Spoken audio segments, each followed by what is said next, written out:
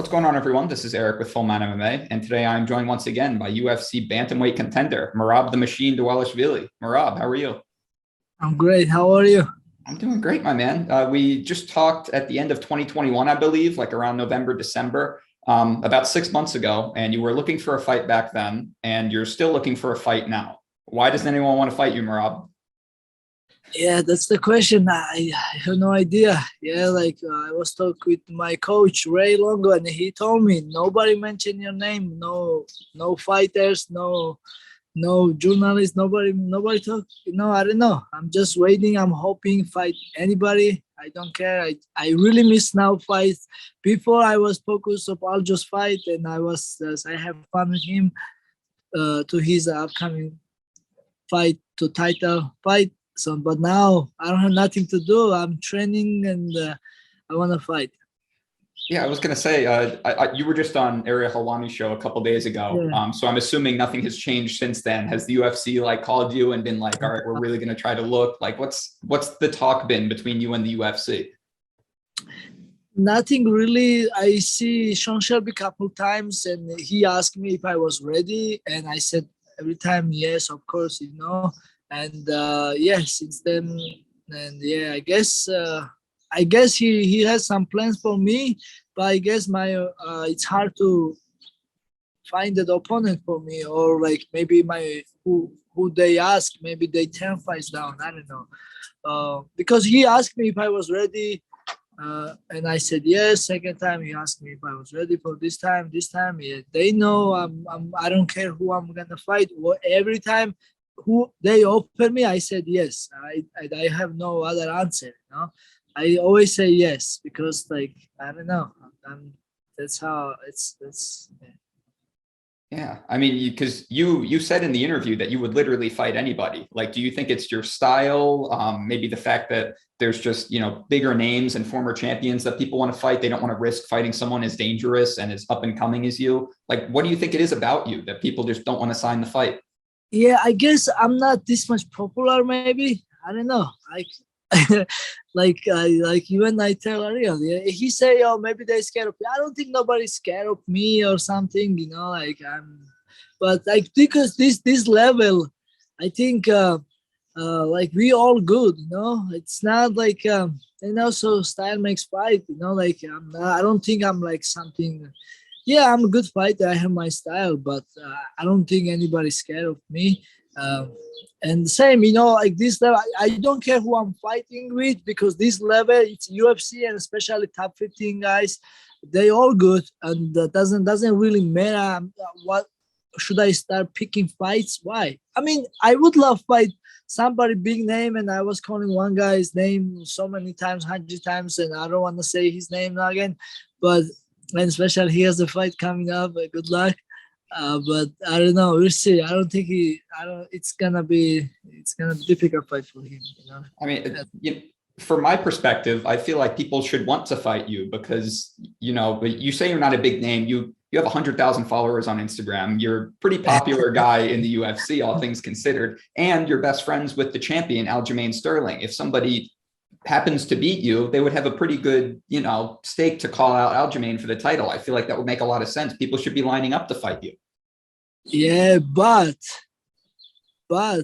that's not easy to fight Aljamain. They know also. They know like maybe they think they can beat me, but they know they cannot beat Aljo. Aljo a different animal. He's so strong. Yeah, he's stronger than everybody. People still uh, don't know how strong he is. He's really strong and he can like finish everybody or win against everybody. Like this division he's the best. He is the best. He just proved, and he has so much more. Absolutely. Yeah, we just talked to Iaquinta a couple weeks ago, and he was talking about how everyone was doubting Aljamain going into this rematch. He was a big underdog.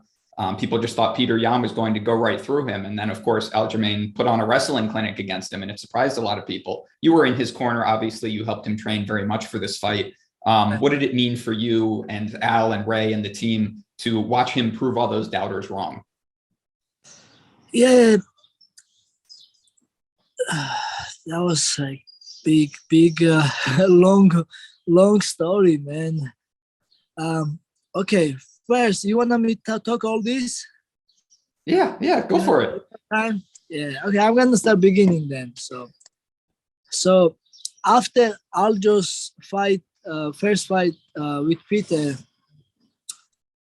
we all know what happened, right? And then after next day, people was texting Aljo like all emojis and like negative text and like bad text. The people was texting Coach Ray Longo. Everybody loves Coach Ray Longo, you know.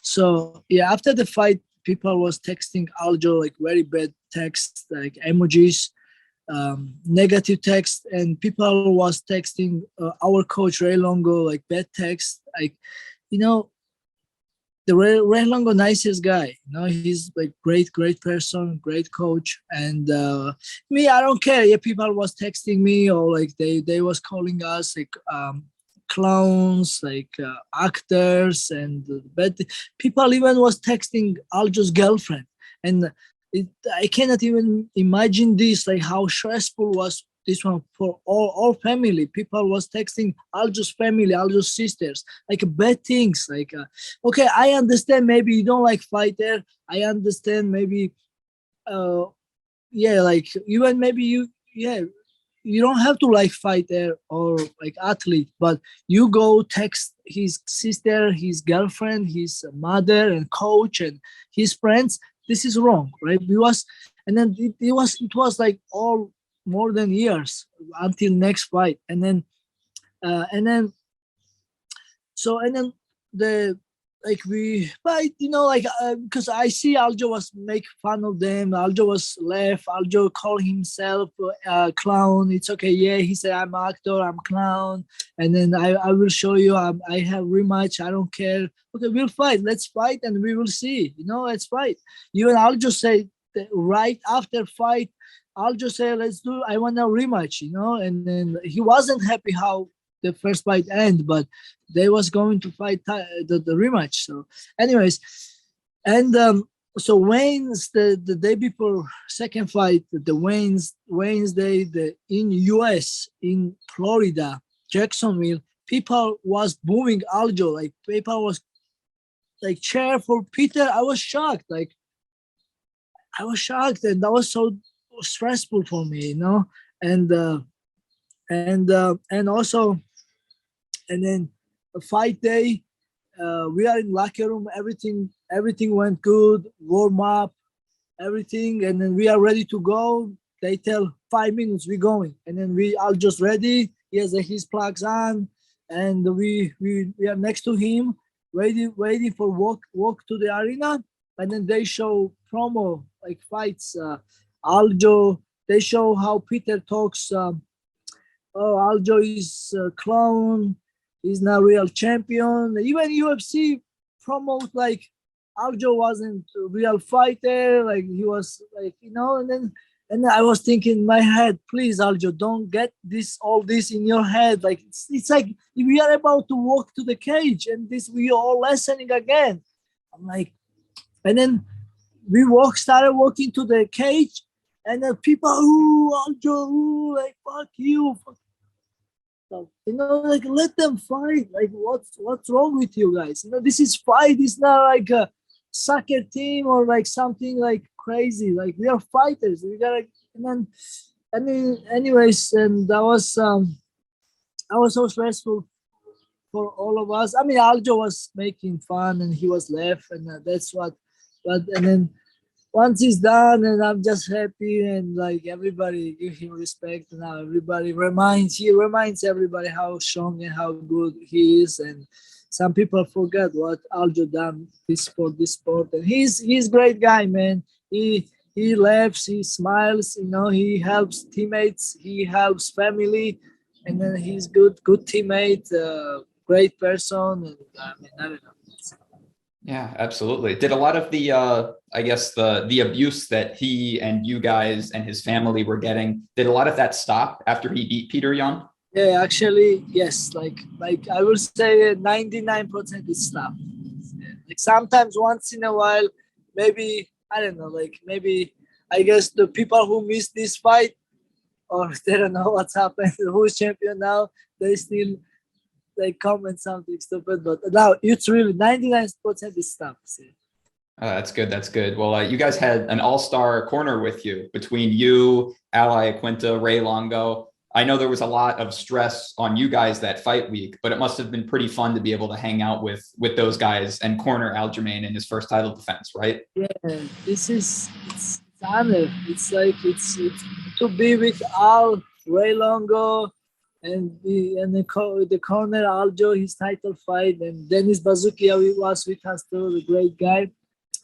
And this is amazing. Yeah, this is. I mean, it was amazing. Great time, really, and yeah, yeah, Aljo was himself. He was just doing his thing. He wasn't stressed for extra thing. So I said, like, that's what I'm telling you my opinion, but I don't know what. Of course, Aljo will felt the same thing. All this pressure, all people, everybody was down here, and everybody was. I don't know. Everybody forget what he done. This everybody forgets sport. You cannot use the hammer and hit me in the head and then continue fight after.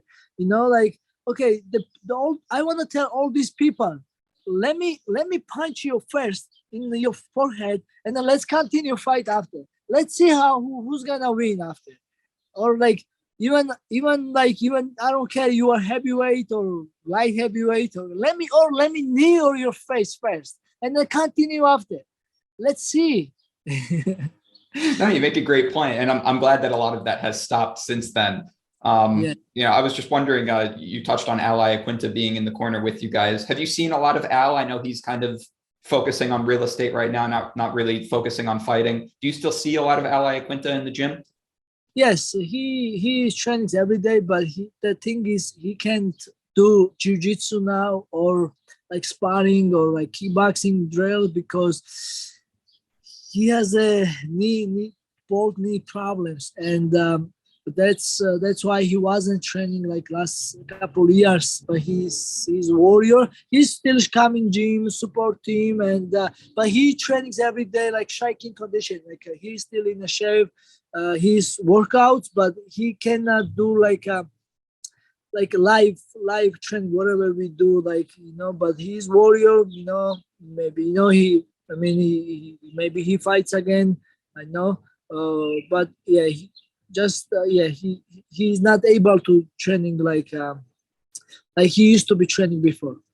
You had an injury earlier this year too, didn't you? You hurt your clavicle. Yeah, man, like see, like this. I Oh don't know yeah. if you say this bone still stay like this. What happened?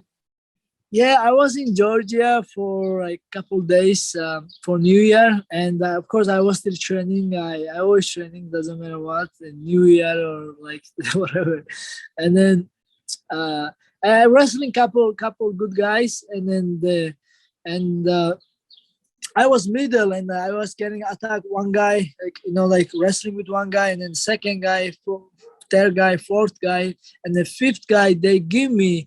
The guy was jacked, like short, stocky guy, but no wrestling experience, And then he shoots my leg, and I give leg, and then I defend, and then like he cannot take me down, and I grab his neck, and like I was like trying to threatening him at like a choke, and he did like something unacceptable move, and then he risked himself like dangerous throw, and he throw me on my shoulder like stupid, like he because of he wasn't a good wrestler, he was just amateur wrestler, just strong guy, and he injured me. Yeah, my collarbone bone like just went like this, and yeah, I go Georgia to doctor. They told me surgery, but I was gonna come here US anyways in 2 days, and I came here. I go Vegas. They give me stem cells, and then just couple physical therapies. I was running. I was still training. I was still ready for fight, and yeah, after 1 month I heal up and I'm good now. So it's all better now. No worries there. Yeah, no, it's that's fine. It's like I would say like 97% is good, and yeah, I'm ready, man. I don't care. I was ready 1 month later. You know what I'm saying? Like, yeah. It's always dangerous wrestling and doing jujitsu with guys that don't really know what they're doing, right? Yes, exactly. See, like that's why I go new gym or new people come in my gym. I make sure uh, I go people who I know and who I trust, because yeah, we don't want to get injured. It's dangerous, you know. Like um, yeah, you get injured and like yeah, maybe your fights cancel, or yeah, we don't want to injure. Like we want to train smart, and it's dangerous. Exactly like you said. It's the like if I training with Chris Weidman, even he's like 185. I did training with him. I could never get injured because he's professional. He knows how to throw me. He knows how to submit me like gently and nice and whatever. I'm training with the ladies too, girls. But I'm not, because I'm a man. I have a man. I'm not using men's power. You know what I'm saying? I'm trying to give them good rounds, like technical round. But I'm not injured. I'm not like, you know what I'm saying. But this is because we are professionals. But like you training with not professional people, that's where injury comes. That's why like in Vegas, I like training Vegas because there is like pro guys. Uh, there is pro class is different, like different times. There is no amateur trainings. It's easy because you go, maybe you don't know somebody, but you at least you know this guy is pro and he's been training like pro, and he's not gonna come and try take your head off, you know, because it's just training, you know. Yeah, absolutely. I wanted to ask you because yesterday was the 5-year anniversary of your spinning back fist knockout that got you into the UFC. Did you celebrate that? Yeah, training 2 times a day. I trained 2 times yesterday. It must have been because I saw you post about it on Instagram, on your Instagram stories. It must be pretty cool to see, you know, just 5 years ago, here you were trying to impress Dana White. And now here you are ranked 6th in the bantamweight division, you know, on the cusp of, you know, possibly being a champion in the next few years. I mean, how does that make you feel? And that time, like, yeah, now it's just memory, good memory, but I'm just happy. I'm like, but I always remember where I was, and that time, that moment was like life changing because I was working full time construction, and I wasn't happy, you know. I wasn't making like big money. I was just living, and then I was fighting for free, you know, ring of combat. I wasn't making any money. I was champion there, but you know, but of course I wanted to go UFC. But that time, 5 years ago, it was so hard to get in UFC. You know, you have to be like crazy killer or something else, or like, and then maybe like, and then anyways, and I was champion there, and then this opportunity came. Then now it was coming in ring of combat, and the Rufian Stoltz, who's great fighter and good person, now great champion too. Um, he was like, I think he was supposed to go UFC, but they wanted him to fight and then win this, looking for a fight like like wherever they want to him promote from here, and then go, he has to go in UFC anyway. So and then, but when I see, I mean, I was champion, right? I was defending belt, and then when they told me though he have a new opponent, you know, when I look up my opponent, oh, I said that time he was 8-0, like he has like 7 amateur wins or something, and like a D1 champion in wrestling, and couple finishes. I think all finishes or something like this, and a good fighter. And then, but at the same time, they told me that Dana was coming there, and of course, like I have to fight hard, and I mentally I was more than ready. Like I never been like this ready, like never been like this motivate, because I want to change my life. I want to go UFC. I want to quit my job, working construction, and then I want to make proud my team and my country. And yeah, I guess I want to be so bad, and I did what I had to do, and like yeah, and that was like dream. Like I was ready for 15 minutes war, but and then like first combination, and I look, and then when he went down, and then I go to punch his face to make sure, but I see his eyes was gone. Like he can like, and when I go close, and then I I miss. I don't punch. I just like when I would, you know, and then I was just so happy and so happy. And the yeah the everybody was so. This is fight. You know, that's what we do. But at the same time. Yeah, like that was like, you know, like there was like moment like him or me, you know, it's we all fight for, you know, it's and then anyways I win, so I go UFC, and then I was feeling bad. He don't go, he missed his chance to go UFC, but he signed with Bellator. But now today he's Bellator champion, well deserved, and he's good person, and I'm happy for watch his success. And yeah, that was big moment for my team and my country, and for me for sure. Like, you know, like yeah, I'm like that was really dream, and since then you know how it works, and and I was focused next fights, and now I'm like different. But I always remember what I was dealing with, and that time was so life changing for me, and then it's a good moment for sure. It's just awesome to see how far you've come since then, you know, ranked so high and everything. It's been great to watch your rise in the UFC. It couldn't happen to a better person. Everyone that I interview, from Sarah Longo, they can't say enough nice things about you, Merab. So I hope you know that. Thank you. Before I let you go, though, we've been going for, you know, over 20 minutes now. I want to make sure I don't take up too much of your time. I wanted to give you the chance, if you wanted to shout anyone out, teammates, sponsors, anything personal you have going on, I'll give you the time. Hey, I'm just oh, it's all good, man. Like I just wanna I'm just happy. Everything is good. I wish I get fight soon, and I'm happy, you know, like everybody's doing good. Aljo is champion. He's coming from vacation, kick my ass. I was training hard, you know. Well, after Aljo's fight, I was training hard because nothing to do, right? And then Aljo was vacation. He gets fat. He's enjoying drinking all the drinks around the world. Wherever he goes, he drinks.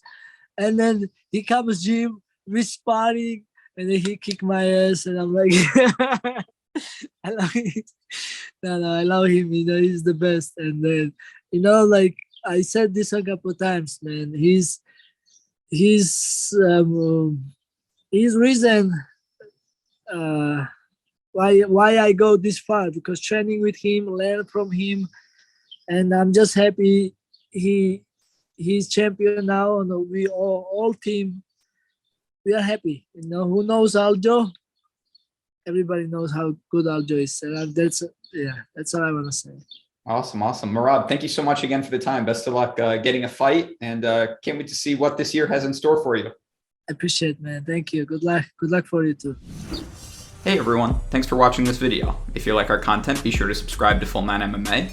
And while you're at it, make sure to hit the bell icon as well so you never miss an update from us.